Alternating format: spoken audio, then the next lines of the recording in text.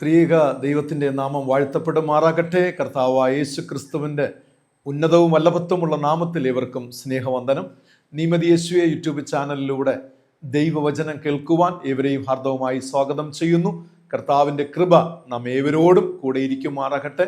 ഇന്നയോളം നടത്തിയ സർവശക്തനായ ദൈവത്തിൻ്റെ കരങ്ങളിൽ നമ്മെ തന്നെ പൂർണ്ണമായി സമർപ്പണം ചെയ്തുകൊണ്ട് ഈ ദിനങ്ങളിൽ ദൈവത്തിൻ്റെ കൃപയും സംരക്ഷണവും വഴി നടത്തുതലും ഒക്കെ പ്രാപിച്ചുകൊണ്ട് ഈ ലോകത്തിൽ അനുഗ്രഹിക്കപ്പെട്ടവരായി അനുഗ്രഹിക്കപ്പെട്ട ജീവിതം നയിക്കുവാനും ഒപ്പം നിത്യ ജീവനായിട്ട് നിത്യ ജീവിതത്തിനായിട്ട് ഒരുങ്ങുവാനും കർത്താവ് ഈ ധ്യാനങ്ങളിലൂടെ നമ്മെ സഹായിക്കുമാറാകട്ടെ.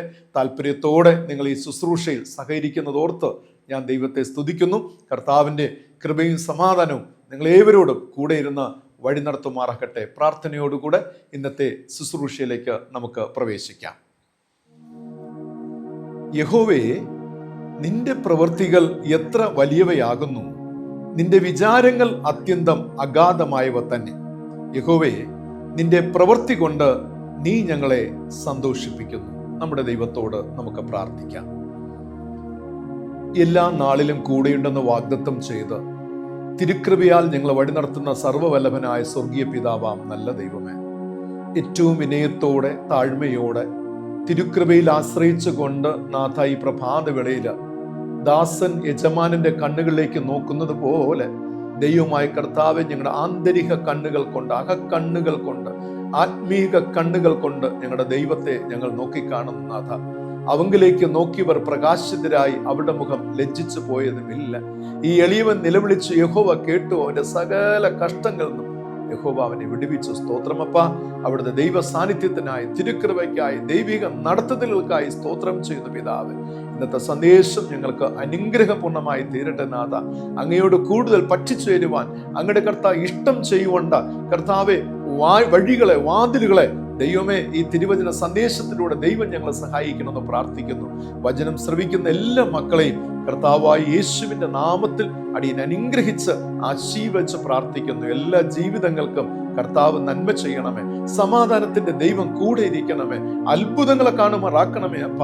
അമ്മേ, നൊമ്പരത്തോടെ വേദനയോടെ ഇരിക്കുന്ന ഓരോ ജീവിതങ്ങൾക്കും കർത്താവെ അവിടുത്തെ സമാധാനത്തെ അയക്കണമെന്ന് പ്രാർത്ഥിക്കുന്നു. നന്ദി അപ്പ. എല്ലാ നന്മകൾക്കായി സ്തോത്രം ചെയ്യുന്നു. തിരുകൃപ നിഴലായി ഞങ്ങളോട് കൂടെ ഇരിക്കുമാറാകട്ടെ. യേശു രക്ഷിതാവിന്റെ നാമത്തിൽ പ്രാർത്ഥിക്കുന്നു. പ്രാർത്ഥന കേൾക്കണമേ. ആമേൻ, ആമേൻ. പ്രിയമുള്ളവരെ, കഴിഞ്ഞ ആഴ്ചയിലെ ധ്യാനത്തിന്റെ ഒടുവിൽ ഒരു ചോദ്യം ചോദിക്കുകയുണ്ടായി. ദാവീദ് എത്രാമത്തെ വയസ്സിലാണ് രാജാവായി അഭിഷേകം ചെയ്യപ്പെട്ടത് എന്ന്. ഉത്തരം 16-ാമത്തെ വയസ്സിലാണ്. കമൻറ്റ് ബോക്സിൽ ഞാൻ പരിശോധിച്ചപ്പോൾ എല്ലാവരും ശരി ഉത്തരമാണ് നൽകിയിരുന്നത്. വളരെ സന്തോഷമുണ്ട്. ശ്രദ്ധയോടെ വചനം പഠിക്കുവാനും കൊച്ചു കൊച്ചു നുറുങ്ങു ചിന്തകൾ, വേദപുസ്തകം നൽകുന്ന ചില സത്യങ്ങളൊക്കെ ജീവിതത്തിൽ സ്വായത്തമാക്കി അതിൽ സന്തോഷിപ്പാനും അതിൽ തന്നെ നിലകൊള്ളുവാനും ദൈവം നമ്മെ സഹായിക്കട്ടെ. വചനം ഇപ്രകാരം പഠിപ്പിക്കുന്നു: യഹോവയിൽ തന്നെ രസിച്ചു കൊള്ളുക, അവൻ നിന്റെ ഹൃദയത്തിലെ ആഗ്രഹങ്ങളെ നിനക്ക് നൽകും. സങ്കീർത്തനം 37:4. മറന്നു പോകരുത്. യഹോവയിൽ രസിക്കുക എന്നത് തിരുവചനത്തെ ഗ്രഹിക്കുന്നത്, പഠിക്കുന്നത്, ധ്യാനിക്കുന്നത്, അതിലെ ചോദ്യങ്ങൾ ഉത്തരങ്ങളൊക്കെ മനസ്സിലാക്കുന്നത്, അതിലൊരു ആനന്ദം കണ്ടെത്തുന്നത്, ഇതൊക്കെ യഹോവയിൽ രസിക്കുന്ന അനുഭവങ്ങളാണ്. അങ്ങനെ രസിക്കുന്ന മക്കൾക്ക് നൽകുന്ന ഒരു ആത്മീകമായ അനുഗ്രഹമാണ് പറഞ്ഞിരിക്കുന്നത്. അവൻ നിന്റെ ഹൃദയത്തിലെ ആഗ്രഹങ്ങളെ നിനക്ക് നൽകും. പ്രിയമുള്ളവരെ, വേദപുസ്തകത്തിൽ ദൈവത്തിൽ ആനന്ദം കണ്ടെത്തുന്ന, സന്തോഷം കണ്ടെത്തുന്ന, എപ്പോഴും വാഞ്ചയോടിരിക്കുന്ന മക്കളുടെ ജീവിതത്തിൽ ദൈവം സകലവും നന്മയായി ചെയ്യുന്നു. ഇത് നാം മനസ്സിലാക്കുക. അതൊരു സീക്രട്ടാണ്. അത് പരമമായ ഒരു രഹസ്യമാണ്. അതുകൊണ്ട് ദൈവത്തിൽ ആനന്ദം കണ്ടെത്തുക, ദൈവത്തിൽ സന്തോഷിക്കുക, ദൈവത്തിൻ്റെ അത്ഭുതങ്ങളെ കാണുവാൻ കർത്താവ് നമ്മെ സഹായിക്കുക ചെയ്യും. കർത്താവ് നിങ്ങളെ അനുഗ്രഹിക്കട്ടെ. ഇന്നത്തെ ധ്യാനത്തിൻ്റെ ഒടുവിലും ഒരു ചോദ്യമുണ്ടാകും. ശ്രദ്ധയോടെ വചനം കേൾക്കാം, പഠിക്കാം. ദൈവം നമ്മെ സഹായിക്കട്ടെ. ഇന്നത്തെ ധ്യാനത്തിനായി തിരഞ്ഞെടുത്തിരിക്കുന്ന തിരുവചന വേദഭാഗം 1 രാജാക്കന്മാരുടെ പുസ്തകം 12-ാം അധ്യായം 24-ാമത്തെ വാക്യത്തിൽ ഈ കാര്യം എൻ്റെ ഹിതത്താൽ ഉണ്ടായിരിക്കുന്നു എന്നിപ്രകാരം യഹോവ അരുളിച്ചെയ്യുന്നു എന്ന് രേഖപ്പെടുത്തിയിരിക്കുന്നു. ഈ കാര്യം എൻ്റെ ഹിതത്താൽ ഉണ്ടായിരിക്കുന്നു എന്ന് യഹോവയായ ദൈവം അരുളി ചെയ്യുന്നു. പ്രിയരെ, ദൈനംദിന ജീവിത യാത്രയിൽ കാലം കുറേയായി അതത് കാലഘട്ടങ്ങളിൽ പൂർവ്വപിതാക്കന്മാർ, നമ്മെ നയിച്ച ഗുരുക്കന്മാർ, ഉപദേഷ്ടാക്കന്മാർ, വൈദികർ, മിഷണറിമാർ, അവർ നമ്മോട് പറയുന്ന അനേക സത്യങ്ങളിൽ ഒരു സത്യത്തെ ഞാൻ വെളിപ്പെടുത്തിക്കൊള്ളട്ടെ. ജീവിതത്തിൽ നാം പ്രതീക്ഷിച്ചതും പ്രതീക്ഷിക്കാത്തതുമായ നന്മകളോ തിന്മകളോ സുഖമോ ദുഃഖമോ ജീവിതത്തിൽ വന്നു ഭവിക്കുമ്പോൾ നാം ഏറ്റവും ഒടുവിലോ അല്ലെങ്കിൽ ആദ്യമോ പറയാറുണ്ട്, എല്ലാം ദൈവത്തിൻ്റെ ഹിതമെന്ന്. അതായത് ഒരു ദൈവ പൈതലിൻ്റെ ജീവിതത്തിൽ സംഭവിക്കുന്നതെല്ലാം നന്മയ്ക്കായി ഭവിക്കുന്നു എന്ന് പറയാറുണ്ട്. ചോദ്യം, എന്തിൻ്റെ അടിസ്ഥാനത്തിലാണ്, ഏതിൻ്റെ അടിസ്ഥാനത്തിലാണ് എൻ്റെ ജീവിതത്തിൽ വന്ന് ഭവിക്കുന്നതെല്ലാം അത് ദൈവത്തിൻ്റെ ഹിതത്താലെന്ന് എനിക്ക് പറയുവാൻ കഴിയുന്നത്? എൻ്റെ പൂർവ്വപിതാക്കന്മാർ പറയുന്നത്, എൻ്റെ അപ്പനമ്മമാർ പറയുന്നത്, എന്നെ ആത്മീക ജീവിതത്തിൽ വഴി നടത്തുന്നവർ അങ്ങനെ പറയുന്നത് എന്തുകൊണ്ടാണ്? എന്തിൻ്റെ അടിസ്ഥാനത്തിലായിരിക്കും? നിങ്ങൾ എപ്പോഴെങ്കിലും ചിന്തിച്ചിട്ടുണ്ടോ പ്രിയമുള്ളവരെ? ഇന്ന് ഈ കാലഘട്ടത്ത് എൻ്റെ ജീവിതത്തിൽ ഞാൻ ഇന്നൊരു വലിയ സംഘർഷത്തിലൂടെ പോവുകയാണ്. മാനസിക സംഘർഷം, ഒരു പിരിമുറുക്കം, ഒരു വലിയ ദുഃഖം എൻ്റെ ജീവിതത്തിലുണ്ട്. എന്നിട്ടും ഞാൻ പറയും ഇത് ദൈവഹിതത്താൽ സംഭവിച്ചു എന്ന് ഞാൻ എന്തിൻ്റെ അടിസ്ഥാനത്തിലാണ് പറയുന്നത്? എൻ്റെ വീട്ടിൽ ഒരു ദൈവദാസൻ പ്രാർത്ഥനയ്ക്കായി വരുമ്പോൾ ആ ദൈവദാസൻ മകളെ, ഇത് നിന്റെ ജീവിതത്തിൽ, മകനെ, ഇത് നിന്റെ കുടുംബത്തിൽ നന്മയ്ക്കായി ഭവിക്കുന്നു എന്നത് അത് എത്രത്തോളം നമുക്ക് ഉൾക്കൊള്ളുവാൻ സാധിക്കും? ചില കാര്യങ്ങൾ നമുക്കറിയാം, ആരംഭത്തിൽ പറയാറുണ്ട് അത് ദൈവഹിതത്താൽ ഉണ്ടായി എന്ന്. എന്നാൽ മറ്റു ചിലതൊക്കെ ചില നാളുകൾ, ചില ആഴ്ചകൾ, ചില മാസങ്ങൾ, ചില വർഷങ്ങൾ കഴിഞ്ഞ് പറയാറുണ്ട് അന്ന് അത് സംഭവിച്ചത് അത് ദൈവഹിതത്താൽ ആയിരുന്നു എന്നും. പ്രിയമുള്ളവരെ, ഇവിടെയൊക്കെ നാം ദൈവത്തെ കൂട്ടുപിടിക്കാറുണ്ട്. ദൈവത്തിൻ്റെ ഇഷ്ടം, ദൈവത്തിൻ്റെ ഹിതം. വാസ്തവത്തിൽ ഇതെങ്ങനെയാണ് നമുക്ക് അത് തിരിച്ചറിയുവാനായി കഴിയുന്നത്? വേദപുസ്തകത്തിൽ അങ്ങനെ ഏതെങ്കിലും തരത്തിലുള്ള സംഭവങ്ങൾ നോക്കിക്കാണുവാൻ കഴിയുന്നുണ്ടോ എന്ന് ചോദിച്ചാൽ അനേക സംഭവങ്ങൾ ഓരോ ഭക്തന്മാരുടെയും ഓരോ രാഷ്ട്രങ്ങളുടെയും ഓരോ ദേശത്തെയും ദൈവം വഴി നടത്തുന്നതിന് പിന്നിൽ ദൈവത്തിൻ്റെ ആ അനാദി തീരുമാനവും ദൈവത്തിൻ്റെ ഇഷ്ടവും ഹിതവും വെളിപ്പെട്ടുകൊണ്ടിരിക്കുന്നത് കാണുവാനായി സാധിക്കും. ഞാൻ ഇന്ന് നിങ്ങളോട് പറയുവാൻ ആഗ്രഹിക്കുന്നത് 1 രാജാക്കന്മാരുടെ പുസ്തകം 12-ാം അധ്യായത്തിൻ്റെ പശ്ചാത്തലത്തെക്കുറിച്ചാണ്. ശാലോമോൻ രാജാവ് മരണപ്പെടുമ്പോൾ എബ്രായ രാഷ്ട്രം 2ആയി വിഭജിക്കപ്പെടുകയാണ്. ഒന്ന് ഇസ്രായേൽ ഗോത്രമായും മറ്റൊന്ന് യഹൂദ ഗോത്രമായും 2ആയിട്ട് വിഭജിക്കപ്പെടുന്നുണ്ട്. ഇവിടുത്തെ ഏറ്റവും കാതലായ ചിന്ത എന്ന് പറയുന്നത് ദൈവമാണ് തൻ്റെ ജനത്തിൻ്റെ നടുവിൽ ഈ വിഭജനത്തെ കൊണ്ടുവരുന്നത്. മാത്രമല്ല ഈ 2 രാജ്യങ്ങളുടെ നിലനിൽപ്പിന് വേണ്ടി ആവശ്യമാതൊക്കെ ഒരുക്കി കൊടുക്കുന്നതും ദൈവമാകും. അത് ആ പാസേജ് നാം പഠിച്ചു വരുമ്പോൾ മനസ്സിലാക്കുവാനായി സാധിക്കും, ദൈവമാണ് ആ വിഭജനത്തെ കൊണ്ടുവരുന്നത്. ചിലപ്പോൾ ആ കാലഘട്ടത്ത് ഞാൻ ജീവിച്ചിരുന്നു എങ്കിൽ ഞാൻ ഇപ്രകാരം ചിന്തിക്കുമായിരുന്നു, എന്തിനാണ് ഇപ്പോൾ ഞങ്ങളുടെ ദേശത്ത് ഇങ്ങനെ ഒരു വിഭജനം? ശാലോമോന്റെ കാലം വരെ ഞങ്ങൾ ഒരുമിച്ച് അല്ലെങ്കിൽ ഒരുപോലെ ഒരു കമ്മ്യൂണിറ്റിയായി ജീവിച്ചു കൊണ്ടിരുന്നു. എന്തിനു വേണ്ടിയാണ് ഈ വിഭജനം സംഭവിക്കുന്നത്? പ്രിയമുള്ളവരെ, ഇതിൻ്റെ പിന്നാമ്പുറത്തിലേക്ക് നാം നോക്കുമ്പോൾ ദൈവത്തിൻ്റെ ചില പദ്ധതികളെ നമുക്ക് കാണുവാൻ സാധിക്കും. ദൈവത്തിൻ്റെ ചില പദ്ധതികൾ നിറവേറ്റപ്പെടുവാനായിട്ട് ഈ എബ്രായ രാഷ്ട്രത്തെ 2ആയി ദൈവം വിഭജിക്കുകയാണ്. ഒന്നാമതായിട്ട് ദൈവം ഇവരെ വിഭജിക്കേണ്ട കാരണം അവർ ചെയ്തുകൊണ്ടിരുന്ന ദൈവഹിത പ്രകാരമല്ലാത്ത വിഗ്രഹ ആരാധനയ്ക്ക് തക്കതായ ശിക്ഷ നൽകുക എന്നത് ദൈവത്തിൻ്റെ കരുതലിൽ ഉൾപ്പെട്ട ഒരു കാര്യമായിരുന്നു. അവരുടെ വിഗ്രഹ ആരാധനയ്ക്കുള്ള ശിക്ഷ നൽകുക. മറ്റൊന്ന് യഹൂദിയിലൂടെ ഒരു വിശ്വസ്ത ശേഷിപ്പിനെ രക്ഷിക്കുക എന്നുള്ളതാണ്. ഒരു കൂട്ടം ജനത്തെ തനിക്ക് വേണ്ടി വേർതിരിക്കുക, വിശ്വസ്തരായ വിശുദ്ധമായ ഒന്നിനെ വേർതിരിക്കുക എന്നതാണ്. ഇത് ദൈവത്തിൻ്റെ പദ്ധതിയിൽ ഉൾപ്പെട്ടതായിരുന്നു. ഞാൻ മനസ്സിലാക്കുന്നത് ജനം എല്ലാവരും എന്ത് ചെയ്യുകയാണ്? കൂടിക്കലർന്ന് പാപത്തിൽ ഇങ്ങനെ ഇഴുകിച്ചേരുകയാണ്. 1,000 പേരുണ്ടെങ്കിൽ 1000 പേരിൽ കുറേയധികം പേര് പാപത്താൽ ഇഴുകിച്ചേരുമ്പോൾ ദൈവമാണ് അവിടെ ഒരു സെപ്പറേഷൻ നടത്തുന്നത്. കാരണം പാപം ചെയ്യുന്നവർക്ക് എന്താണ് ശിക്ഷ കൊടുക്കണം, മറ്റുള്ളവർ എന്ത് ചെയ്യണം, അതിലൂടെ ഒരു വിശുദ്ധ ശേഷിപ്പിനെ തനിക്ക് രൂപപ്പെടുത്തണമെന്നുള്ള ദൈവിക പദ്ധതി, ദൈവത്തിന്റെ ഹിതം അവിടെ നിറവേറപ്പെടുകയാണ്. തുടർന്നുള്ള ചരിത്രം നാം പരിശോധിക്കുകയാണെങ്കിൽ വടക്കേ രാജ്യമായ ഇസ്രായേൽ മുഴുവനും ദൈവത്തിൽ നിന്ന് അന്യപ്പെട്ടു പോകുന്നത് കാണുവാൻ സാധിക്കും. ദൈവത്തിൽ നിന്ന് അകന്നു പോകുകയാണ്.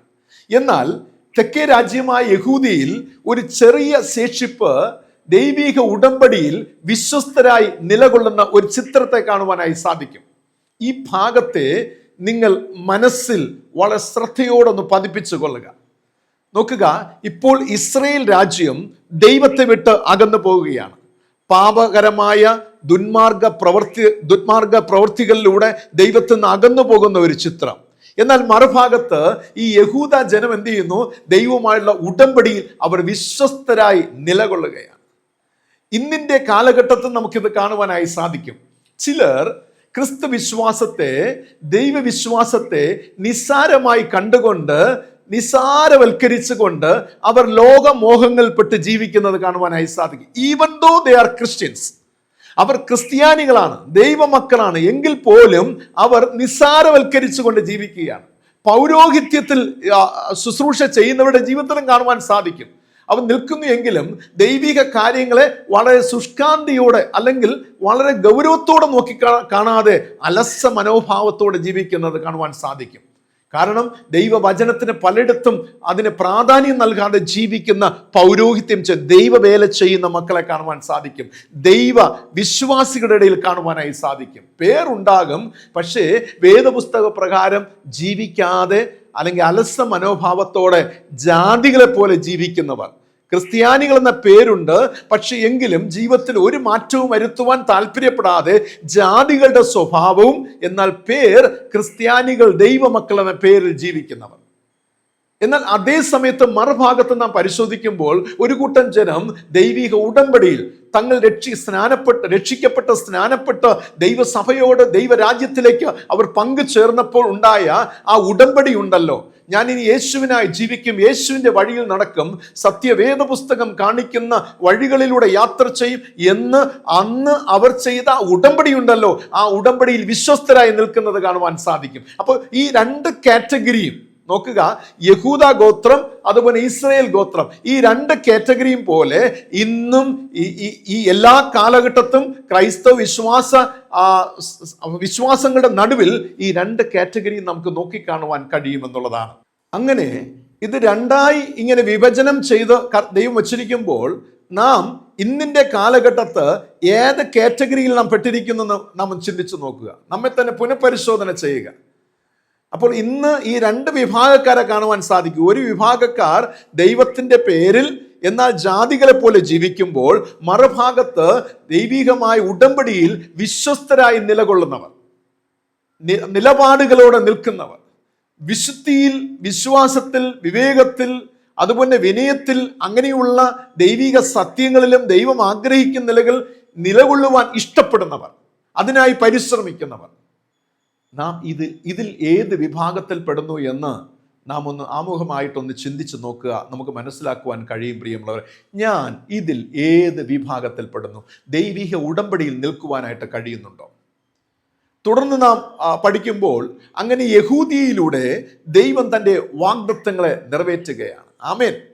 നോക്കുക, ദൈവത്തിൻ്റെ ഹിതം വെളിപ്പെടുത്തുന്നത് നോക്കുക. കാരണം യഹൂദിയർ ദൈവത്തിൻ്റെ ആ ഉടമ്പടി വിശ്വസ്തരായി നിന്നപ്പോൾ ദൈവം അവരെ ഉപയോഗിച്ച് തുടങ്ങുകയാണ്. ആമേൻ. പ്രിയമുള്ളവരെ, ദൈവം അവരെ ഉപയോഗിച്ച് തുടങ്ങുകയാണ്. എക്കാലത്തും ദൈവം തൻ്റെ പദ്ധതികളെ വെളിപ്പെടുത്തുന്ന നോക്കുക. ദൈവഭാഗത്ത് ചേർന്ന് നിൽക്കുന്ന മക്കളെ, ദൈവിക ഉടമ്പടി നിൽക്കുവാൻ സന്നദ്ധനായി എന്ത് ത്യാഗം സഹിച്ചും ദൈവത്തിന് വേണ്ടി, ദൈവനാമത്തിന് നിലകൊള്ളുന്ന മക്കളെ ദൈവം ചില പ്രത്യേക പദ്ധതികൾക്കായിട്ട് ഒരുക്കുന്ന ഒരു ചിത്രമാണ്. തൻ്റെ വാഗ്ദത്തങ്ങളെ യഹൂദിയയിലൂടെ നിറവേറ്റപ്പെടുകയാണ്.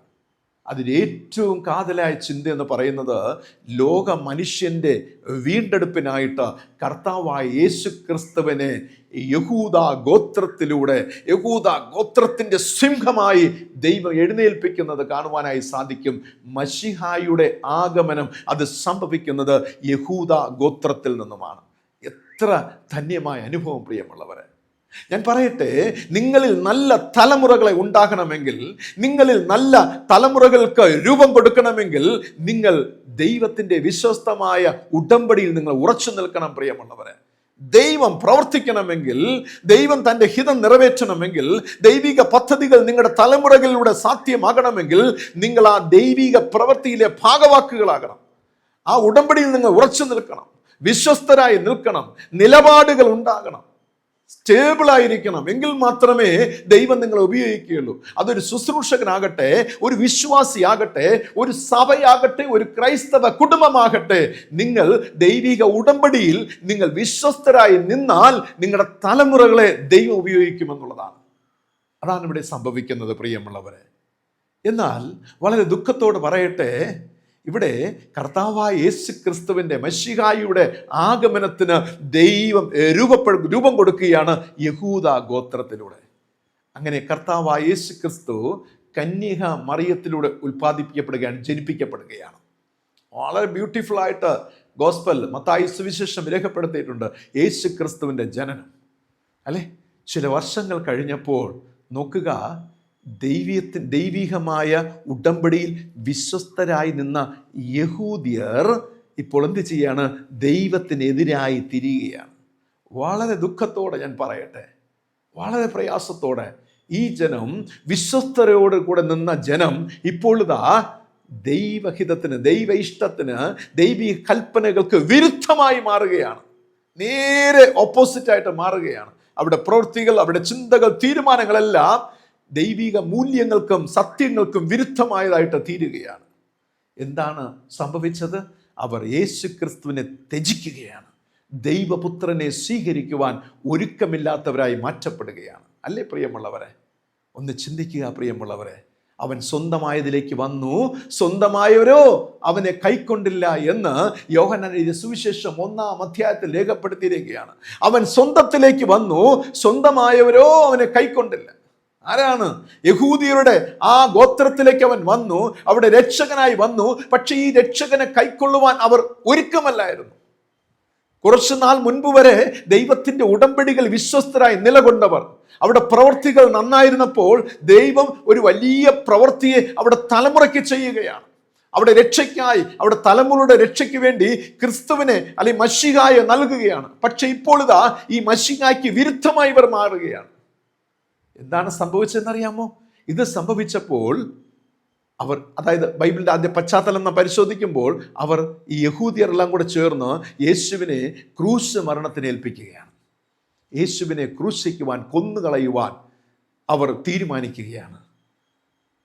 സങ്കീർത്തനം 118, 22, 23 വാക്യം നാം വായിക്കുമ്പോൾ ഒരു വലിയ ട്വിസ്റ്റ് അവിടെ സംഭവിക്കുകയാണ്.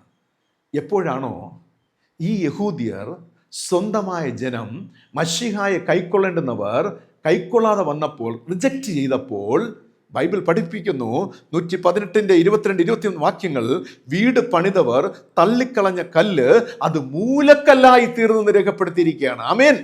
വീട് പണിതവർ തള്ളിക്കളഞ്ഞ കല്ല് അത് മൂലക്കല്ലായി തീർത്തു. അതായത് യഹൂദന്മാരുടെ ഈ ദോഷകരമായ പ്രവൃത്തിയെ ദൈവം മറ്റൊന്നാക്കി മാറ്റുവാൻ ഇവിടെ ദൈവം ശ്രമിക്കുകയാണ്. ആമേൻ. അതങ്ങനെ സംഭവിക്കുകയാണ്. ദൈവം മറ്റൊന്നാക്കി മാറ്റുകയാണ്. നോക്കുക, യഹൂദിയർ യേശുവിനെ ത്യജിച്ചു, ക്രൂശിൽ ഏൽപ്പിക്കുകയാണ്. എന്നാൽ ദൈവം കൈവിട്ടില്ല. ദൈവം എന്ത് ചെയ്യാണ്? ആ പ്രവൃത്തിയെ, യഹൂദിയർ ചെയ്ത ദോഷകരമായ ഒരു പ്രവൃത്തിയെ മറ്റൊരു വലിയ നന്മ പ്രവൃത്തിക്കായി ദൈവം ട്വിസ്റ്റ് ചെയ്യുന്നത് കാണുവാനായി സാധിക്കും. എന്താണെന്നറിയാമോ? ദൈവസഭയുടെ രംഗപ്രവേശനത്തിനുള്ള മാർഗമാക്കി ആ സംഭവത്തെ തീർക്കുകയാണ്. വീട് പണിതവർ തള്ളിക്കളഞ്ഞ കല്ല്, ഓർക്കുക, വീട് പണിതവർ തള്ളിക്കളഞ്ഞ കല്ല് ഇവിടെ എന്താണ്? മൂലക്കല്ലാക്കി മാറ്റുകയാണ്. Corner stone, become A corner stone. ഇവിടുത്തെ ചോദ്യം ഇതാണ്, ദൈവം ക്രിസ്തുവിനെ സഭയുടെ എന്താക്കിയാണ് തീർത്തത്? നോക്കുക, ആദിമ കാലങ്ങളിൽ, പഴയ നിയമ കാലഘട്ടത്തിൽ സഭയുണ്ടായിരുന്നു. എന്നാൽ ചേർത്ത് പിടിക്കേണ്ടുന്നവർ യേശുവിനെ ത്യജിച്ച് കളഞ്ഞപ്പോൾ ആ യേശുവിനെ സഭയുടെ മൂലക്കല്ലാക്കി മാറ്റുകയാണ്. Become A corner stone. ഇതാണ് ദൈവത്തിന്റെ വലിയ പ്രവൃത്തി. പ്രിയമുള്ളവരെ, ഞാൻ പറയട്ടെ, നിങ്ങൾ ദൈവഭാഗത്ത് നിന്ന് നിങ്ങളുടെ പിന്നിൽ ഒരു ദൈവത്തിന്റെ പദ്ധതി ഉണ്ടെങ്കിൽ, ദൈവം നിങ്ങളെ തിരഞ്ഞെടുത്തുവെങ്കിൽ, നിങ്ങൾ ദൈവിക ഉടമ്പടിയിൽ വിശ്വസിക്കുന്നവരെങ്കിൽ, ഞാൻ പറയട്ടെ, നിങ്ങളുടെ കൂടെയുള്ളവർ നിങ്ങൾ തള്ളിക്കളഞ്ഞേക്കാം, നിങ്ങളുടെ സ്ഥാനമാനങ്ങൾ അല്ലെങ്കിൽ പറിച്ചു കളഞ്ഞേക്കാം, നിങ്ങളെ ആയിരിക്കുന്ന സ്ഥാനത്ത് നിങ്ങൾ തള്ളിക്കളഞ്ഞേക്കാം, അപമാനങ്ങൾ, നിന്ദകൾ, വേദനകൾ, ദുരിതങ്ങൾ നിങ്ങൾ തന്നേക്കാം. പക്ഷേ നിങ്ങൾ ദൈവത്തോടുകൂടെയുള്ള ഉടമ്പടിയിൽ നിങ്ങൾ വിശ്വസ്തരാണ് എങ്കിൽ നിങ്ങളെ ആ സ്ഥാനത്തിന്റെ കോർണർ സ്റ്റോൺ ആക്കി ദൈവം കൊണ്ടുവരും. സഭയുടെ മൂലക്കല്ലാക്കി ക്രിസ്തുവിനെ മാറ്റിയതുപോലെ നിങ്ങളുടെ ജീവിതത്തെ ഒരു പ്രഥമമായ സ്ഥാനത്തിലേക്ക് ദൈവം കൊണ്ടുവരും. പ്രിയമുള്ളവരെ, അവിടെയാണ് പഴയ നിയമ വേദപുസ്തകത്തിൽ നാം വായിക്കുന്നത്, അല്ലെങ്കിൽ വെണ്ണീറിന് പകരം അലങ്കാരമാലയെ ഞാൻ അണിയിക്കും. ആമേൻ. വെണ്ണീറിന് പകരം, ചാമ്പലിന് പകരം അലങ്കാരമാലയെ ഞാൻ അണിയിക്കും. ഒരു വലിയ സന്തോഷം തരും. നിന്റെ ദുഃഖത്തിന് പകരം ഞാൻ സന്തോഷത്തെ നൽകുമെന്നാണ് വചനം പഠിപ്പിക്കുന്നത്. കയ്പിന് പകരം ഞാൻ നിന്റെ ജീവിതത്തെ മധുരമാക്കി മാറ്റുമെന്നാണ് പറഞ്ഞിരിക്കുന്നത്. പക്ഷെ ഇവിടെ നമ്മൾ ശ്രദ്ധിക്കേണ്ടത്, ദൈവിക ഉടമ്പടിയിൽ നമുക്ക് നിൽക്കുവാൻ കഴിയുന്നുണ്ടോ? ക്രിസ്തു, നോക്കുക, യഹൂദ ഗോത്രത്തിൽ ജനിപ്പിക്കപ്പെട്ടു, അല്ലെങ്കിൽ യഹൂദ ഗോത്രത്തിൽ അവൻ ജനിച്ചു എങ്കിലും ശ്രദ്ധിക്കുക, ക്രിസ്തുവിന്റെ ബന്ധം ആരുമാരുമായിട്ടായിരുന്നു? തൻ്റെ പിതാവുമായിട്ടായിരുന്നു. അതുകൊണ്ടാണ് പലപ്പോഴും അവർ തങ്ങളുടെ ഇംഗിതത്തിനനുസരിച്ച് യേശുവിനെ രാജാവാക്കുവാൻ ഭാവിച്ചു, യഹൂദിയരെല്ലാം ചേർന്ന്. പക്ഷെ അതിനൊന്നും വഴങ്ങിയില്ല. അവരുടെ സിസ്റ്റത്തിനുള്ളിൽ ജീസസിനെ കൊണ്ടുവരാൻ ശ്രമിച്ചു. ആ സിസ്റ്റത്തിനുള്ളിൽ ചെല്ലുവാനായിട്ട് യേശു വഴങ്ങിയില്ല. അവരുടെ മാനുഷികമായ അല്ലെങ്കിൽ മതപരമായ കൾച്ചർ അല്ലെങ്കിൽ ആ ഒരു സംസ്കാരത്തിലേക്ക് യേശുവിനെ ഉൾപ്പെടുത്തി അതിനകത്ത് കുടുക്കിയിടുവാൻ ശ്രമിച്ചു. പക്ഷേ അതിലും യേശു വഴങ്ങിയില്ല. ഇപ്പോഴിതാ യേശുവിനെ ക്രൂശിലേക്ക് ഏൽപ്പിച്ചപ്പോൾ ദൈവം അതിനെ മറ്റൊന്നാക്കി മാറ്റുകയാണ്. എവിടെയാണോ, ഏത് സഭയിൽ നിന്നാണോ, ഏത് ഗോത്രത്തിൽ നിന്നാണോ യേശുവിനെ തള്ളിക്കളഞ്ഞത്, അവിടെ ആ ഗോത്രത്തിൽ, ആ ഭവനത്തിൽ കോർണർ സ്റ്റോണായി, മൂലക്കല്ലായി ദൈവം ക്രിസ്തുവിനെ കൊണ്ടുവരികയാണ്. പ്രിയമുള്ളവരെ, ക്രിസ്തുവിനെ സഭയുടെ മൂലക്കല്ലാക്കി തീർക്കുകയാണ്. മത്തായി സുവിശേഷം 21 അധ്യായം 42 വാക്യം വായിക്കുമ്പോൾ, ഇത് യഹോവയാൽ സംഭവിച്ചു, നമ്മുടെ ദൃഷ്ടിയിൽ ആശ്ചര്യമായിരിക്കുന്നു എന്ന് അവിടെ രേഖപ്പെടുത്തിയിരിക്കുകയാണ്. ഓർക്കുക, ദൈവത്തിന്റെ സർവാധികാരത്തിൽ നടക്കുന്ന എല്ലാ കാര്യങ്ങളും അത് ദൈവഹിതത്താൽ സംഭവിക്കുന്നതാണ്. പ്രിയമുള്ളവരെ, ദൈവത്തിന്റെ സർവാധികാരത്തിൽ സംഭവിക്കുന്ന എല്ലാ കാര്യങ്ങളും ദൈവഹിതത്താലാണ് സംഭവിക്കുന്നു എന്ന യാഥാർത്ഥ്യം, എന്ന സത്യത്തെ നാം ഒരിക്കലും വിസ്മരിക്കരുതേ പ്രിയരെ. എന്നാൽ പലപ്പോഴും ദൈവിക പദ്ധതികൾ, ദൈവത്തിൻ്റെ ഹിതം നമ്മിലൂടെ നടത്തപ്പെടുമ്പോൾ, നമ്മുടെ മക്കളിലൂടെ, നമ്മുടെ ജീവിതത്തിലൂടെ നടത്തപ്പെടുമ്പോൾ അത് ഗ്രഹിക്കുവാനുള്ള ജ്ഞാനം, അതിൻ്റെ ബുദ്ധി ഇല്ലാത്തത് കൊണ്ടാണ് പലപ്പോഴും നമ്മൾ സാഹചര്യങ്ങളുടെ മുൻപിൽ പകച്ചു നിൽക്കുന്നത്. പ്രിയമുള്ളവർ, ഞാൻ സ്നേഹത്തോട് ഓർപ്പിക്കട്ടെ, എൻ്റെയും നിങ്ങളുടെയും ജീവിതത്തിൽ നിങ്ങൾക്ക് ബോധ്യമുണ്ടോ? നിങ്ങൾ ദൈവിക ഉടമ്പടിയിൽ നിൽക്കുന്നവരാണ്, ദൈവവചനത്തിൽ നിൽക്കുന്നവരാണ്, ദൈവത്തോടൊപ്പം നിൽക്കുന്നവരാണ് എങ്കിൽ ഞാൻ പറയട്ടെ, നിങ്ങളുടെ ജീവിതത്തിൽ ഏത് വളരെ നെഗറ്റീവായിട്ടുള്ള സാഹചര്യങ്ങൾ വന്നു ഭവിച്ചാൽ, നിങ്ങളെ വിഷമിപ്പിക്കുന്ന, നിങ്ങളെ വേദനപ്പെടുത്തുന്ന സാഹചര്യങ്ങൾ നിങ്ങളുടെ ജീവിതത്തിന് ചുറ്റും വന്നാൽ, നിങ്ങൾ പകയ്ക്കരുത്, നിങ്ങൾ പകച്ചു നിൽക്കരുത്, നിങ്ങൾ ഭാരപ്പെടരുത്, നിങ്ങൾ പേടിക്കരുത്. മറന്നു പോകരുത്, അത് ദൈവത്തിൻ്റെ സർവാധികാരത്തിൽ ഉൾപ്പെട്ട ഒരു കാര്യമാണ് വന്നു ഭവിച്ചിരിക്കുന്നത്. നിങ്ങളുടെ ജീവിതത്തിൽ ഒരു വ്യതിയാനം വരുത്തുവാൻ, നിങ്ങളുടെ ജീവിതയാത്രയിൽ ഒരു ഗതിമാറ്റം സംഭവിക്കുവാൻ പോവുകയാണ്. ദൈവത്തിൻ്റെ ഒരു വലിയ പ്രവൃത്തി വെളിപ്പെടുവാൻ പോവുകയാണ്. അതിൽ ദൈവമക്കൾ സന്തോഷിക്കണമെന്നുള്ളതാണ്. ദൈവമക്കൾ അതിൽ ആനന്ദം കണ്ടെത്തണമെന്നുള്ളതാണ്. അതിലെപ്പോഴും ദൈവത്തിൻ്റെ സന്നിധിയിൽ വിധേയപ്പെട്ട് ശരണപ്പെട്ട് ദൈവത്തിൻ്റെ പ്രവൃത്തിക്കായി കാത്തിരിക്കണമെന്നുള്ളതാണ്. പ്രിയമുള്ളവരെ, അതുകൊണ്ട് അത് ഗ്രഹിക്കുവാനുള്ള മനസ്സ്. ഞാനിവിടെ ഒരു സത്യം കൂടെ പറയട്ടെ. ജീവിതത്തിൽ നാം പ്രതീക്ഷിക്കാത്ത ചില സംഭവങ്ങൾ വന്നു ഭവിക്കുമ്പോൾ നാം എന്താണ് പ്രാർത്ഥിക്കാൻ? ദൈവമേ, ഇതെന്തുകൊണ്ടാണ് എൻ്റെ ജീവിതത്തിൽ വന്നതെന്ന് അറിയുന്നില്ല, അത് ഗ്രഹിക്കുവാനുള്ള ജ്ഞാനത്തെ നൽകണമേ അപ്പ. അപ്രതീക്ഷിതമായി വന്നു ഭവിച്ചതാണ് എൻ്റെ ജീവിതത്തിൽ, എൻ്റെ ഭർത്താവിൻ്റെ, എൻ്റെ ഭാര്യയുടെ, എൻ്റെ മാതാപിതാക്കളുടെ, അല്ലെങ്കിൽ എൻ്റെ മക്കളുടെ ജീവിതത്തിൽ കൊച്ചുമക്കളുടെ ജീവിതത്തിൽ അസ്വാഭാവികമായി അല്ലെങ്കിൽ ഒരിക്കലും പ്രതീക്ഷിക്കാത്ത ഒന്ന് വന്ന് ഭവിച്ചിരിക്കുകയാണ്. ദൈവമേ, അതിൻ്റെ ഉള്ളിലെ ദൈവത്തിൻ്റെ ഹിതമെന്തെന്ന് ഗ്രഹിക്കുവാനുള്ള ജ്ഞാനം എനിക്ക് നൽകണമേ, ആ ബുദ്ധി എനിക്ക് നൽകണമേ അപ്പ, ദൈവിക പരിജ്ഞാനം എനിക്ക് നൽകണമേ എന്ന് നിങ്ങൾ പ്രാർത്ഥിച്ചാൽ അത് ദൈവം നിങ്ങൾക്ക് വെളിപ്പെടുത്തി തരും പ്രിയമുള്ളവരെ. അല്ലെ, എല്ലാം ദൈവം താൻ സ്നേഹിക്കുന്നവർക്ക് എന്താണ്? എല്ലാം നന്മയ്ക്കായി കൂടി വ്യാപരിക്കുന്നു എന്നുള്ളതാണ്. ദൈവത്തിൻ്റെ സ്നേഹം നിങ്ങളിലുണ്ടെങ്കിൽ, നിങ്ങളുടെ സ്നേഹം ദൈവത്തിലുണ്ടെങ്കിൽ അത് നന്മയ്ക്കായി, സകലവും നന്മയ്ക്കായി കൂടി വ്യാപരിക്കുന്നു. ദൈവം നിങ്ങളെ സ്നേഹിക്കുന്നു, നിങ്ങൾ ദൈവത്തെ സ്നേഹിക്കുന്നു, ദൈവത്തിലായിരിക്കുന്നു. ആ ഒരു ലിങ്ക്, ആ ഒരു കണക്ഷൻ, ആ ഒരു ബന്ധം ശക്തമാണെങ്കിൽ നിങ്ങളുടെ ജീവിതത്തിൽ സംഭവിക്കുന്നതെല്ലാം അതേ ദൈവത്തിൻ്റെ ഹിതത്താൽ സംഭവിക്കുന്നു. അത് മനസ്സിലാക്കുള്ള ജ്ഞാനത്തിനായി ദൈവത്തോട് പ്രാർത്ഥിക്കുക. പ്രിയമുള്ളവരെ, ആദിയിൽ തന്നെ സകലത്തിൻ്റെയും അന്തം കാണുന്നവനാണ് നമ്മുടെ ദൈവം. ആദിയിൽ തന്നെ സകലത്തിൻ്റെയും അന്തം കാണുന്നവനാണ് ദൈവം. നാളെ എന്ത്, അടുത്ത നിമിഷം എന്തെന്ന് നാം അറിയുന്നില്ല. പക്ഷേ നമ്മെ സൃഷ്ടിച്ച ദൈവം അറിയുന്നു. ഈ പ്രപഞ്ചത്തിന്റെ സൃഷ്ടാവ് അറിയുന്നുണ്ട്. മകനെ, മകളെ, നിന്റെ കുടുംബത്തിന്റെ, നിന്റെ മക്കളുടെ അടുത്ത നിമിഷം എന്താണ്? നിന്റെ ആരോഗ്യസ്ഥിതിയിൽ, സാമ്പത്തിക മേഖലയിൽ, നിന്റെ സന്തോഷമായ ജീവിത അനുഭവത്തിൽ അടുത്ത് എന്ത് സംഭവിക്കുവാൻ പോകുന്നു എന്നത് ദൈവം അറിയുന്നു, ദൈവം കാണുന്നു. That's why we have to trust God. ദൈവത്തെ, അതുകൊണ്ട് തന്നെ നാം ദൈവത്തിൽ ആശ്രയം വെക്കേണ്ടിയിരിക്കുന്നു. എത്രത്തോളം ആശ്രയിക്കേണ്ടിയിരിക്കുന്നു. ഇന്നെനിക്ക് ഒരു സ്ഥാനമുണ്ട്, ഒരു അധികാരമുണ്ട്, ഇന്നെനിക്ക് സമ്പത്തുണ്ട്, ആരോഗ്യമുണ്ട്, എല്ലാ കാലവും ഇതിൽ തന്നെ തുടരാമെന്നാണോ, തുടരുവാൻ കഴിയുമെന്നാണോ നിങ്ങൾ ചിന്തിക്കുന്നത് പ്രിയമുള്ളവർ? ഒരിക്കലും അങ്ങനെ ചിന്തിക്കരുത്. അത് ചിന്തിച്ചുകൊണ്ട് നിങ്ങൾ അതിൽ ആശ്രയിച്ചാൽ നിങ്ങൾ വീണു പോകും പ്രിയമുള്ളവരെ. അതുകൊണ്ടാണ് ഞാൻ പറഞ്ഞത്, എല്ലാത്തിൻ്റെയും പ്രിയമുള്ളവരെ ആരംഭം നാം കാണുന്നു, അതിൻ്റെ അന്തം ദൈവം കാണുന്നു പ്രിയമുള്ളവരെ. അടുത്ത മൊമെന്റ് ഓഫ് ടൈം എൻ്റെയും നിങ്ങളുടെ ജീവിതത്തിൽ എന്ത് സംഭവിക്കുവാൻ പോകുന്നു എന്ന് ദൈവം അറിയുന്നു, ദൈവം മാത്രം അറിയുന്നു, ദൈവം അത് നോക്കിക്കാണുന്നുണ്ട് പ്രിയമുള്ളവരെ. അതുകൊണ്ട് let us surrender ourselves to the safety hand of Jesus. നമ്മുടെ ജീവിതത്തെ സുരക്ഷിതമായ ദൈവിക കരങ്ങൾ നമുക്ക് സമർപ്പിക്കാം പ്രിയമുള്ളവരെ.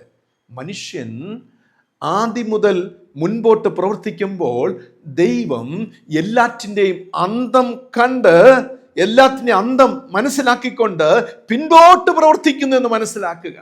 അല്ലേ, നോക്കുക, എൻ്റെ 60-ാമത്തെ വയസ്സിൽ എന്ത് സംഭവിക്കുമെന്ന് ദൈവം നോക്കിക്കാണുകയാണ്. അതുകൊണ്ട് തന്നെ എൻ്റെ 50-ാമത്തെ വയസ്സ് മുതൽ ദൈവം പ്രവർത്തിക്കുകയാണ്, എൻ്റെ 1-ാമത്തെ വയസ്സ് മുതൽ ദൈവം പ്രവർത്തിക്കുകയാണ്. ഇവിടെയാണ് നാം തിരിച്ചറിയേണ്ടുന്നത് ദൈവം എന്ന സത്യത്തെ.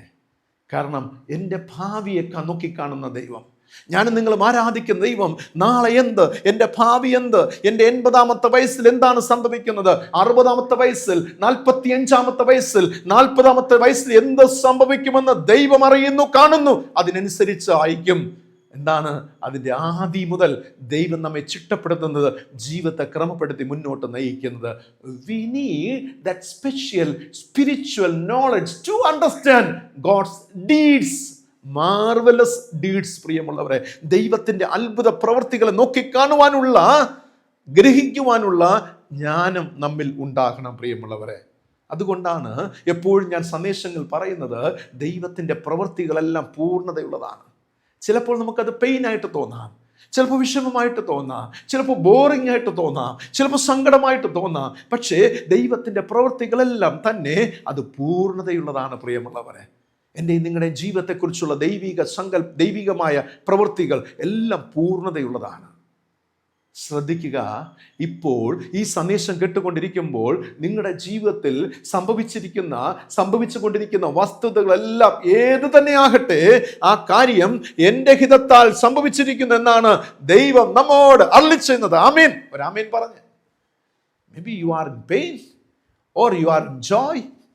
നിങ്ങൾ സന്തോഷത്തിലായിരിക്കാം, നിങ്ങൾ ഒരു ദുഃഖത്തിലായിരിക്കാം, പക്ഷെ ദൈവം പറയുന്നു അത് എൻ്റെ ഹിതത്താൽ സംഭവിച്ചു എന്ന് പറഞ്ഞിരിക്കുകയാണ്. എൻ്റെ ഹിതത്താൽ അത് സംഭവിച്ചു. പക്ഷേ ഇവിടുത്തെ ഇന്നത്തെ സന്ദേശത്തിൻ്റെ ഏറ്റവും കാതലായ ചിന്ത ഞാൻ പറയട്ടെ പ്രിയമുള്ളവരെ. ഞാൻ പെയിൻ അനുഭവിക്കുന്നുണ്ട്, ഓക്കെ. ഞാൻ സന്തോഷം അനുഭവിക്കുന്നുണ്ട്, ഓക്കെ. ഇത് രണ്ടും ഞാനിങ്ങനെ എൻ്റെ ലൈഫിൽ ഇങ്ങനെ നിൽക്കുമ്പോൾ മനസ്സിലാക്കുക, ദൈവവുമായുള്ള ബന്ധത്തിൽ ഇത് എന്തിനായി വന്നു ഭവിച്ചു എന്ന് നാം ഓർക്കണം. എൻ്റെ തിന്മ പ്രവൃത്തികളാണോ എനിക്ക് ഈ വേദന ഇന്ന് വന്ന് ഭവിച്ചിരിക്കുന്നത്? എൻ്റെ തെറ്റുകളിനാലാണോ ഈ വേദന ഇന്നെനിക്ക് വന്ന് ഭവിച്ചത്? ഈ ദുഃഖം എനിക്ക് വന്ന് ഭവിച്ചത് എൻ്റെ തെറ്റുകളിനാലാണോ? സെക്കൻഡ്, രണ്ടാമത്തെ ഫേസ് എന്ന് പറയുന്നത്, ഇന്ന് എൻ്റെ ജീവിതത്തിൽ ഈ മാറ്റങ്ങളൊക്കെ വന്നത് ഞാൻ ദൈവത്തോട് വിശ്വസ്തനായിരുന്നു. ദൈവിക വചനങ്ങൾ ചെറുപ്പം മുതൽ ഞാൻ മനനം ചെയ്തു വന്നു. അതുകൊണ്ട് ദൈവം എൻ്റെ ജീവിതത്തെ ഡൈവേർട്ട് ചെയ്ത് മറ്റൊരു അനുഭവത്തിലേക്ക് എത്തിക്കുവാൻ, ദൈവഹിതത്തെ വെളിപ്പെടുത്തുവാൻ, ദൈവിക പദ്ധതികൾ പൂർത്തീകരിക്കുവാൻ ദൈവം എന്നെ ഒരു ഉപകരണമായി ഉപയോഗിച്ചതിനാലാണോ ഞാൻ ഇന്നൊരു അനുഭവത്തിലായിരിക്കുന്നത്? ആമേൻ. പ്രിയമുള്ളവരെ, ഇത് വ്യക്തമായി നാം മനസ്സിലാക്കണം, വ്യക്തമായി നമുക്ക് ബോധ്യപ്പെടണം. പ്രിയമുള്ളവരെ, ഈ ഒരു മർമ്മം നാം വിട്ടുകളയരുത്. ഞാൻ ഒന്നുകൂടെ അത് വിശദമാക്കാൻ പ്രിയമുള്ള, കാരണം വളരെ കാതലായ ചിന്തയാണ്. ഞാൻ എൻ്റെ ജീവിതത്തിൽ എൻ്റെ ജീവിതത്തിൻ്റെ തെറ്റായ പ്രവൃത്തികൾ നിമിത്തം, ദൈവത്തിന് വിരോധമായ പ്രവൃത്തികൾ നിമിത്തം ഞാൻ ഇന്ന് ഒരു ദുഃഖകരമായ അവസ്ഥയിലേക്ക് മാറ്റപ്പെട്ടേക്കാം. അതും ദൈവത്തിൻ്റെ ഹിതം, ദൈവത്തിൻ്റെ ഇഷ്ടമാണ് നിറവേറിയത്. Because you did a great sin against God. ദൈവത്തിന് വിരുദ്ധമായി നീ ചില പ്രവൃത്തികൾ രഹസ്യമായോ പരസ്യമായോ ചെയ്തത് കൊണ്ട് നിന്റെ ജീവിതത്തിൽ ഈ അനർത്ഥം നേരിട്ടിരിക്കുന്നു. ഇതൊരു ഭാഗത്ത് നിൽക്കട്ടെ. മറുഭാഗത്ത് നീ ദൈവത്തോട് വിശ്വസ്തനായിരുന്നു. അതുകൊണ്ട് തന്നെ ദൈവം നിന്റെ ജീവിതത്തിൽ ഒരു വലിയ മാറ്റം വരുത്തുവാൻ വേണ്ടി ഒരു താഴ്വാരത്തിലൂടെ ഇറക്കി നിന്നെ ഒരു കുന്നിൻ പുറത്തിലേക്ക് കൊണ്ടുപോകാൻ ദൈവം ആഗ്രഹിക്കുന്നു. ആ താഴ്വാരമാണ് ഇന്ന് നീ കടന്നുപോയിക്കൊണ്ടിരിക്കുന്ന പാത. ആടുകളെ, പാലസ്തീൻ പശ്ചാത്തലത്തിൽ ആടുകളെ മേയ്ക്കുന്ന ഇടയൻ ഒരു കുന്നിലെ പച്ചപ്പ് നിറഞ്ഞ അല്ലെങ്കിൽ പുൽമേടുകളിൽ നിന്ന് ഭക്ഷണമൊക്കെ കഴിച്ച് തീർന്നു കഴിഞ്ഞാൽ പിന്നെ അടുത്ത പുൽമേടിലേക്ക്, അടുത്ത കുന്നിലേക്ക് പ്രവേശിക്കണമെങ്കിൽ ഒരു താഴ്വാരത്തെ കടന്നു വേണം ചെല്ലുവാൻ. ഇരുട്ടും അന്ധകാരവും കൂരിരുട്ടും വന്യമൃഗങ്ങളൊക്കെ നിറഞ്ഞ, ഭയപ്പെടുത്തുന്ന, ഭീതി നിറഞ്ഞ ഭയാനകമായ സാഹചര്യങ്ങളിൽ കടന്നു വേണം അപ്പുറത്തേക്ക് ചെല്ലുവാൻ. നമ്മുടെ അരിമനാഥനായ ക്രിസ്തു യേശു കർത്താവ് പോയത് അതുവഴിയാണ്. പ്രിയമുള്ളവരെ, ഈ ലോകത്ത് ഒരു കുന്നിൻ പുറമെന്ന് പറയുന്നത് എന്താണ്? അത്ഭുതങ്ങൾ, അടയാളങ്ങൾ, എത്രയോ വീര്യ പ്രവർത്തിച്ചത് ഒരു കുന്നിൻ പുറത്ത് നിന്നു അല്ലേ? യേശുവിൻ്റെ 33.5 വർഷക്കാലത്തിൽ 3.5 വർഷക്കാലം എന്ന് പറയുന്നത് ഒരു കുന്നിനും പുറത്തുള്ള പച്ചപ്പ് നിറഞ്ഞ ഒരു ജീവിതത്തിലായിരുന്നു യേശു കർത്താവ് ജീവിച്ചത്, പ്രവർത്തിച്ചത്. പ്രിയമുള്ളവർ, ആ പച്ചപ്പ് കഴിഞ്ഞപ്പോൾ വീണ്ടും പിതാവായ ദൈവം ആ പുത്രനെ ഇനി ഒന്നുകൂടെ എന്നേക്കുമായി ഒന്ന് ഉയർത്തണമെന്ന് ആഗ്രഹിച്ചു. അതിലേക്കായി മറ്റൊരു കുന്നിലേക്ക് കൊണ്ടുപോകുവാനായി എന്താണ്? ക്രൂശ് മരണത്തിലൂടെ, പാടുകളുടെ, കഷ്ടങ്ങൾ എന്ന താഴ്വരയിലൂടെ യേശുവിന്റെ ജീവിതത്തെ നയിക്കുകയാണ്. ഒടുവിൽ അടുത്ത കുന്നിലേക്ക് പ്രവേശിക്കുകയാണ്. ഉയിർപ്പ്, സ്വർഗാരോഹണം. വീണ്ടും കർത്താവ് വരും. പിശാചിന്റെ തന്നെ കാൽ കീഴിലാക്കിക്കൊണ്ട്, പിശാചിനെയും പാപങ്ങളെയൊക്കെ ബന്ധിച്ചുകൊണ്ട് യേശു ജയാളിയായി വീണ്ടും വരുമെന്നുള്ള ഒരു പ്രത്യാശ തൻ്റെ മക്കൾക്ക് നൽകുകയാണ്. മനസ്സിലായല്ലോ പ്രിയമുള്ളവരെ? ഈ രണ്ട് പാറ്റേണും, രണ്ട് രീതികളും ദൈവമക്കൾ വ്യക്തമായി മനസ്സിലാക്കിയിരിക്കണം. ഇത് പൂർണ്ണമായിട്ട് വിശ്വസിച്ചാൽ മാത്രം മതി പ്രിയമുള്ളവരെ. Believe in God, believe in God's deeds and works. ദൈവത്തിൻ്റെ പ്രവൃത്തിയിൽ പ്രിയമുള്ളവരെ വിശ്വസിക്കുക. ഇവിടെ ഞാൻ മറ്റൊരു സത്യം പറയുവാൻ പോവുകയാണ്. മൂന്നാമത്തെ ഒരു സത്യമാണ്. എന്നെ കേൾക്കുന്ന പ്രിയ ദൈവജനമേ, ചില വേളകളിൽ ഞാൻ പറഞ്ഞല്ലോ, നിങ്ങളുടെ തെറ്റായ പ്രവൃത്തി നിമിത്തമാകാം ഇന്ന് നിങ്ങൾ ഒരു പെയിനിൽ, ഒരു താഴ്വയിൽ തള്ളപ്പെട്ടിരിക്കുന്നത്. പക്ഷേ നിങ്ങൾക്ക് അവിടെ നിന്ന് ഉയരണമെന്നുണ്ടോ? Turn your heart towards God. Turn your hearts towards the word of God. നിങ്ങളുടെ ഹൃദയം ദൈവത്തിലേക്ക് തിരിക്കുക. നിങ്ങളുടെ ഹൃദയം സത്യവേദ പുസ്തകത്തിലേക്ക് തിരിക്കുക. അനുതാപത്തോട് കരയുക, അനുതാപത്തോടെ പ്രാർത്ഥിക്കുക. അപ്പാ, എന്നോട് ക്ഷമിക്കണമേ, എനിക്ക് ജീവിതത്തിൽ തെറ്റ് സംഭവിച്ചു പോയി, എന്നോട് പൊറുക്കണമേ, തിരുരക്തത്താൽ ഒന്നുകൂടെ എന്നെ കഴുകണമേ നാഥ. ദൈവത്തിൻ്റെ അടുക്കലേക്ക് ചെന്നേ. പ്രിയമുള്ളവരെ, നിങ്ങളുടെ ജീവിതത്തിൽ ട്വിസ്റ്റ് ഉണ്ടാകും, നിങ്ങളുടെ ജീവിതത്തിൽ ഒരു മാറ്റം ഉണ്ടാകും. എത്രയോ തവണ ദൈവം നിങ്ങളെ പഠിപ്പിച്ചതാണ്, പറഞ്ഞതാണ്. മക്കളെ, മകനെ, നീ ഇത് ചെയ്യണം. നീ ആലയത്തിൽ പോയപ്പോൾ, നീ ഒറ്റയ്ക്ക് വേദപുസ്തകം വായിച്ചപ്പോൾ, നീ ഭക്തന്മാരുടെ ജീവചരിത്രം കേട്ടപ്പോൾ, കൺവെൻഷൻ യോഗങ്ങൾ കേട്ടപ്പോൾ, എത്രയോ സ്ഥലങ്ങളിൽ ദൈവം നിന്നോട് സംസാരിച്ചു, നീ കേട്ടില്ല.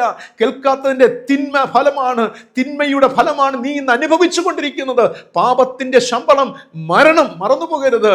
ആ ഒരു മരണത്തിൻ്റെ താഴ്വരയിലൂടെ നിന്റെ ജീവിതം ഭയാനകമായി മാനസിക സംഘർഷത്തിലൂടെ, വേദനയിലൂടെ ഇന്ന് നീ കടന്നു പോകുന്നത് നീ ചെയ്ത പ്രവർത്തികളുടെ ഫലമാണ്. പക്ഷേ there is a chance for you, there is an open door for you. This is the period of grace, അല്ലേ? This is the period of grace. ഇത് കൃപയുടെ ഒരു കാലഘട്ടമാണ്. രക്ഷിക്കപ്പെടുവാൻ, മാനസാന്തരപ്പെടുവാൻ അവസാനത്തെ അവസരമാണ്. So turn towards God. ദൈവത്തിലേക്ക് തിരിയുക, ജീവിതത്തിൽ ഒരു മാറ്റം വരുത്തുക. Yes Lord, I am coming to you. Forgive my all sins. എൻ്റെ എല്ലാ പാപങ്ങളും ക്ഷമിക്കണമേ, എൻ്റെ എല്ലാ പാപങ്ങളും ക്ഷമിക്കണമേ. എന്നെ ഏൽപ്പിച്ചു തരുന്നു അപ്പാ. ദൈവമേ, ആ പച്ചപ്പ് നിറഞ്ഞ കുന്നിന് പുറത്തേക്ക് എനിക്ക് കയറണം അപ്പാ. ഇവിടെ കടന്നത് മതി, ഇവിടെ കടന്ന് നരകിച്ചത് മതി, ഇനി എനിക്ക് കയറണം. Can you? പ്രിയമുള്ളവരെ, മറുഭാഗമെന്ന് പറയുന്നത് നിങ്ങളെ ക്രിസ്തു, നിങ്ങൾ വിശ്വസ്തരായിരുന്നത് കൊണ്ട് ഒരു പെയിനിലൂടെ, ഒരു സ്ട്രഗിളിലൂടെ ഉന്നതമായ ഒരു അനുഭവത്തിലേക്ക് ദൈവം നിങ്ങളെ എത്തിക്കുകയാണ്. നയിക്കുകയാണെങ്കിൽ ദൈവത്തോട് ദൈവിക ഉടമ്പടികൾ വിശ്വസ്തരായിരിക്കുക എന്നുള്ളതാണ്. 2 ചിന്തകൾ മറന്നു പോകരുത്. ഉടമ്പടി വിട്ട് മാറരുത്. ദൈവത്തോടുള്ള വിശ്വസ്തമായ നിയമത്തെ വിട്ട് മാറരുത്. 2, നിങ്ങളുടെ പ്രവൃത്തികൾ നല്ലതാക്കുക. നിങ്ങളുടെ പ്രവൃത്തികൾ നല്ലതാക്കുക. അങ്ങനെയാകുമ്പോൾ നിങ്ങളുടെ ജീവിതത്തിൻ്റെ അന്ത്യം ശുഭകരമായിരിക്കും, വളരെ ശുഭകരമായി പര്യവസാനിക്കും. പ്രിയമുള്ളവരെ, അവിടെയാണ് നാം ജയാളിയായി മാറുന്നത്. യേശു ക്രിസ്തുവുള്ള ജീവിതത്തിൽ നാം ജയാളിയായി മാറുന്നത്. ഒരു കാര്യം കൂടെ പറഞ്ഞ് ഞാൻ അവസാനിപ്പിക്കട്ടെ. ദൈവത്തിൻ്റെ പ്രവൃത്തികൾ നമ്മിലൂടെ നടക്കുമ്പോൾ, നമ്മിലൂടെ ഒരു വിശ്വസ്ത ഒരു ഉടമ്പടിയിൽ നാം നിൽക്കുന്ന മക്കളുടെ ജീവിതത്തിൽ, പ്രിയമുള്ളവരെ, ദൈവിക പദ്ധതികൾ നിറവേറ്റപ്പെടുമ്പോൾ, ദൈവത്തിൻ്റെ ഹിതം നിറവേറ്റപ്പെടുമ്പോൾ ഒരു വചനം ഓർത്തുകൊള്ളുക. ആവർത്തന പുസ്തകം 1-ാം അധ്യായം അതിൻ്റെ 32-ാമത്തെ വാക്യത്തിൽ ഇപ്രകാരം രേഖപ്പെടുത്തിയിരിക്കുന്നു: ഒരു മനുഷ്യൻ തൻ്റെ മകനെ വഹിക്കുന്നത് പോലെ നിങ്ങൾ ഈ സ്ഥലത്ത് എത്തുവോളം നടന്ന എല്ലാ വഴിയിലും നിങ്ങളും ദൈവമായ യഹോവ നിങ്ങളെ വഹിച്ചു, നിങ്ങളുടെ ദൈവമായ യഹോവ നിങ്ങളെ വഹിച്ചു എന്നും നിങ്ങൾ കണ്ടുവല്ലോ. ആമേൻ. പ്രിയമുള്ളവരെ, നിങ്ങൾ ഒരു ടാർഗറ്റിലെത്തുന്നത് വരെ നിങ്ങളെ വഹിക്കുന്ന ഒരു ദൈവമുണ്ട്. പ്രിയമുള്ളവരെ, നിങ്ങളെ ചുമക്കുന്ന ഒരു ദൈവമുണ്ട്. പുറകിലോട്ടൊന്ന് നോക്കിയേ. ഇന്ന് നിങ്ങളായിരിക്കുന്ന അനുഗ്രഹീതമായ അവസ്ഥയിൽ ചില താഴ്വാരങ്ങൾ കടന്നല്ലേ നിങ്ങൾ വന്നത്. പ്രിയമുള്ളവരെ, മരണത്തിൻ്റെ അല്ലെങ്കിൽ കൂരിൻ്റെ താഴ്വരയിലൂടെ, മരണത്തിൻ്റെ താഴ്വരയിലൂടെ നിങ്ങൾ കടന്നു വന്നപ്പോൾ നിങ്ങൾ നടന്നു വന്നതല്ല, ദൈവം നിങ്ങളെ ചുമന്നതാണ്, നിങ്ങളെ വഹിച്ചതാണ് തൻ്റെ പൊന്നുകരങ്ങളിൽ. പ്രിയമുള്ളവരെ, നിങ്ങളെ വഹിച്ചും ചുമന്നും കൊണ്ടാണ് ഇന്ന് നിങ്ങൾ എത്തിയിരിക്കുന്ന ഈ സ്ഥലത്ത് ദൈവം എത്തിച്ചിരിക്കുന്നത്, ഈ സ്ഥാനത്ത് നിങ്ങൾ എത്തിച്ചിരിക്കുന്നത്, ഈ മഹിമയേറിയ അനുഭവത്തിൽ നിങ്ങൾ എത്തിച്ചിരിക്കുന്നത്.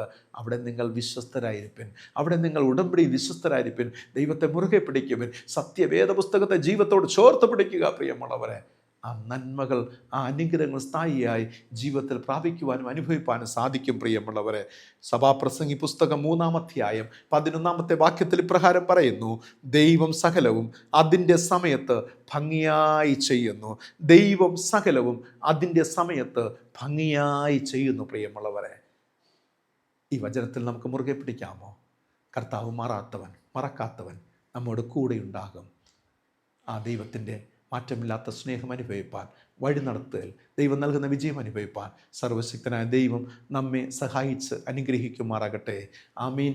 ഇന്നത്തെ ചോദ്യം ഇതാണ്: ദൈവം ക്രിസ്തുവിനെ സഭയുടെ എന്താക്കിയാണ് മാറ്റിയത്? ദൈവം തൻ്റെ പുത്രനായ ക്രിസ്തുവിനെ സഭയുടെ എന്താക്കിയാണ് തീർത്തത്? നിങ്ങളുടെ ഉത്തരങ്ങൾ കമൻറ്റ് ബോക്സിൽ രേഖപ്പെടുത്തുക.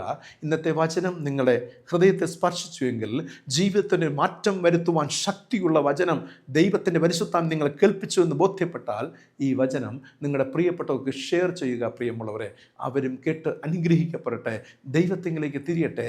അതിലൂടെ സ്തോത്രവും സ്തുതിയും മാനവും മഹത്വം യേശുവിനായി തീരട്ടെ. അതൊരു വലിയ ശുശ്രൂഷയാണ്. ദൈവവചനത്തെ മുൻപത്തെ കാലങ്ങളിലൊക്കെ ലഘുലേഖകൾ മറ്റുള്ളവർക്ക് നാം കൊടുക്കാറുണ്ട്, അല്ലെ? യേശുവിനെ കുറിച്ചുള്ള ലഘുലേഖകൾ, ചെറിയ ചെറിയ ബുക്സുകൾ, അല്ലെങ്കിൽ പുതിയ നിയമത്തിൻ്റെ ഭാഗങ്ങൾ നാം കൊടുക്കാറുണ്ട്. ഈ കാലഘട്ടത്തിൽ ലഘുലേഖകളൊക്കെ മാറ്റപ്പെട്ടിരിക്കുന്ന ഒരു കാലഘട്ടമാണ്. ഇന്ന് നിങ്ങളുടെ മുൻപിൽ കേൾക്കുന്ന നല്ല സന്ദേശങ്ങൾ ദൈവാത്മാവിനെ നിറയപ്പെട്ടു, ദൈവത്തിൻ്റെ ആത്മാവ് നിങ്ങളോട് സംസാരിച്ച് ഇടപെട്ടു, നിങ്ങളെ സ്പർശിച്ചു എന്ന് ബോധ്യമായാൽ ഇത് മറ്റുള്ളവർക്ക് ഷെയർ ചെയ്യുക. അവരുടെ ജീവിതത്തിൽ മാറ്റമുണ്ടാകട്ടെ, അനുഗ്രഹിക്കട്ടെ, ശക്തി പ്രാപിക്കട്ടെ. കണ്ണുകളടയ്ക്കാം, നമ്മുടെ ദൈവത്തോട് നമുക്ക് പ്രാർത്ഥിക്കാം. സ്വർഗീയ പിതാവാം ഞങ്ങളുടെ നല്ല ദൈവമേ, കർത്താവേ, അനുഗ്രഹിക്കപ്പെട്ട നാഥായ വേളയ്ക്കായി നന്ദിയോടെ സ്തോത്രം ചെയ്യുന്നു. പിതാവേ, അവിടുത്തെ സ്നേഹം, അവിടുത്തെ കരുതൽ എത്ര വലുത് നാഥ. ദൈവമേ, അവിടുത്തെ ഹിതം എന്തെന്ന്, അത് എപ്രകാരം സംഭവിക്കുന്നു എന്ന് നാഥ. ദൈവമേ, പഴയ നിയമത്തിലെ ഒരു കർത്താവെ ഒരു രാഷ്ട്രത്തിൻ്റെ രണ്ടായി വിഭജിക്കുന്നതിലൂടെ അതിലൂടെ ഞങ്ങൾ സഞ്ചരിച്ചു നാഥ. ശേഷം ക്രിസ്തുവിൻ്റെ ജീവിതത്തെ ഞങ്ങൾ നോക്കി നാഥ. ദൈവമേ, ഇതിലൂടെയൊക്കെ ദൈവത്തിൻ്റെ ആ വലിയ പ്രവൃത്തിയെ നോക്കിക്കാണുവാൻ കഴിയുന്നു പിതാവേ. ആ രണ്ട് ചിന്തകൾക്കായി സ്തോത്രം ചെയ്യുന്നു. ദൈവജനം വിശ്വസ്തരായി ദൈവത്തിൻ്റെ ഉടമ്പടിയിൽ നിൽക്കണമെന്നുള്ളതും പ്രവൃത്തികളെ നേരെയാക്കി നല്ലതാക്കി അപ്രകാരമുള്ള ജീവിത അനുഭവത്തെ തുടരണമെന്നുമുള്ള ആ വലിയ സത്യത്തെ ഞങ്ങൾ ഉൾക്കൊള്ളട്ടെ നാഥ.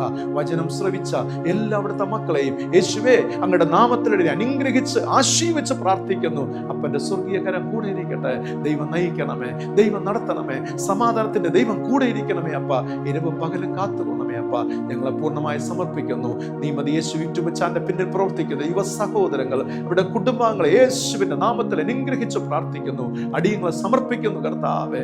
ഈ വചനം ഞങ്ങളെ സ്പർശിച്ചല്ലോ, നന്ദിയപ്പ. ഞങ്ങളെ തൊട്ടല്ലോ, നന്ദിയപ്പ. ദൈവമേ, ഞങ്ങൾ ഇനി മുതൽ കർത്താവേ ഒരിക്കലും അപ്പ തെറ്റായ പ്രവൃത്തികളേക്കല്ല കർത്താവേ വിശ്വസ്തരായി ദൈവിക ഉടമ്പടിയിൽ നിൽക്കുവാൻ തക്കവണ്ണം ദൈവം ഞങ്ങളെ സഹായിച്ച് അനുഗ്രഹിക്കണമെന്ന് യേശു രക്ഷിതാവിന്റെ നാമത്തിൽ പ്രാർത്ഥിക്കുന്നു. പ്രാർത്ഥന കേൾക്കണമേ. ആമേൻ, ആമേൻ. കർത്താവ് പഠിപ്പിച്ചതുപോലെ നമുക്ക് പ്രാർത്ഥിക്കാം. സ്വർഗസ്ഥനായ ഞങ്ങളുടെ പിതാവേ, തിരുനാമം ശുദ്ധീകരിക്കപ്പെടണമേ, തിരുരാജ്യം വരണമേ, തിരുവിഷ്ടം സ്വർഗത്തിലെ പോലെ ഭൂമിയിലുമാകണമേ. ഞങ്ങൾക്ക് ആവശ്യമുള്ള ആഹാരം തരണമേ. ഞങ്ങൾ കടക്കാരോട് ക്ഷമിച്ചിരിക്കുന്നത് പോലെ ഞങ്ങളുടെ കടങ്ങളും ഞങ്ങളോട് ക്ഷമിക്കണമേ. ഞങ്ങളെ പരീക്ഷയിൽ കടത്താതെ ദുഷ്ടങ്ങളിൽ നിന്ന് വിടുവിക്കണമേ.